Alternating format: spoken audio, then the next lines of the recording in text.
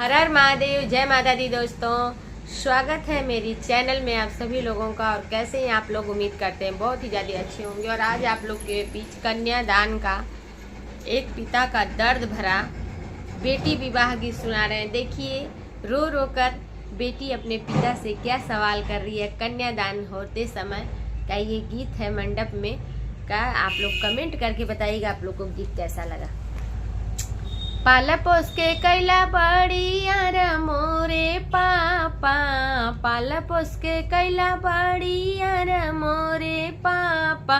अरे कैसे करबा मोर कन्यादान रे ललनवा, अरे कैसे करबा हमर कन्या दान रे ललनवा।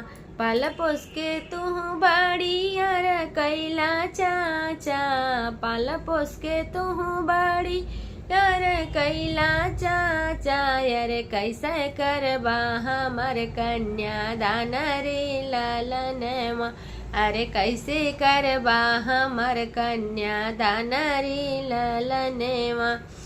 पाला पोस के बचपन में तू हमसे लड़ा मोरे भैया, बचपन में हमारे संगे खेलला मोरे भैया। अरे कैसे करबा तू पानी ग्रहण रे ललनवा, अरे कैसे तू धरिया गिरैबा रे ललनवा। अरे कैसे करबा बहनी के दूर रे ललनवा, अरे कैसे करबा बहिनी के दूर रे ललनवा। पत्थर का करे जा कैसे करबा मोरे पापा, पत्थर का करे जा कैसे करबा मोरे पापा। अरे कैसे भेजबा हमके ससुराल रे ललनवा, अरे कैसे भेजबा अपने से दूर रे ललनवा। पत्थर का करे जा कैसे करबा मोरे चाचा, पत्थर का करे जा कैसे करबा मोरे चाचा। अरे कैसे भेजबा अपने से दूर रे ललनवा, अरे कैसे भेजबा अपने से दूरी रे ललनवा। पत्थर का करे जा कैसे करबा मोरे भैया, पत्थर का करे जा कैसे करबा मोरे भैया। अरे कैसे कैसे रहबा तू ही घरे रे ललनवा, अरे केकरे संग में तू ही हवा खेलबा रे ललनवा। अरे के करा से रोजे रोजे लड़बा रे ललनवा। के करा से मंगवा पापा पिए खातिर पनिया, के करा से मंगवा चाचा पिए खातिर पनिया। अरे के तू बेटी कही बोलैबा रे ललनवा, अरे के करा के बेटी कही बोलैबा रे ललनवा।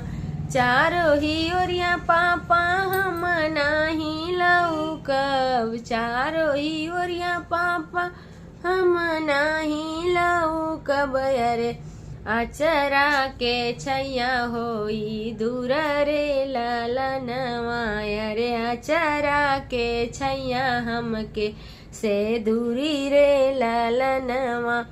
सीने से लगाई के रखली मोरी माई, सीने से लगाई के रखली मोरी माई। अरे पत्थर के करे जा कैसे कैली रे ललनवा, अरे धिया के भेजे ससुराल रे ललनवा।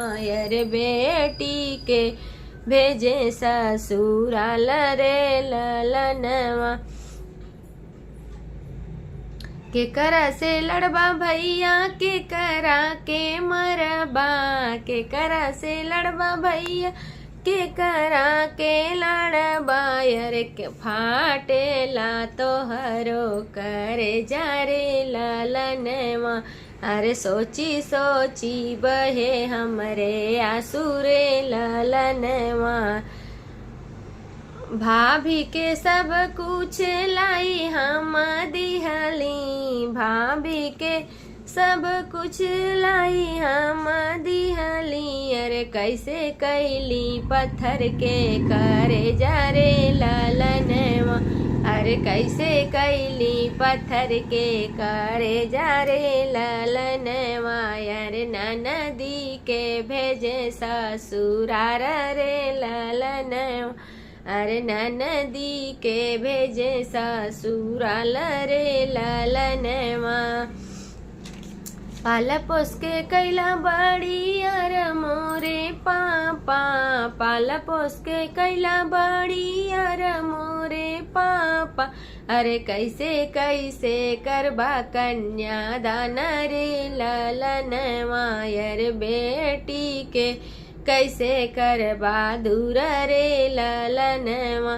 तो दोस्तों कैसा लगा ये कन्यादान का बेटी विवाह गीत, आप लोग कमेंट करके बताइएगा। गीत पसंद आता है तो प्लीज़ मेरे चैनल को सपोर्ट जरूर कीजिएगा। धन्यवाद दोस्तों।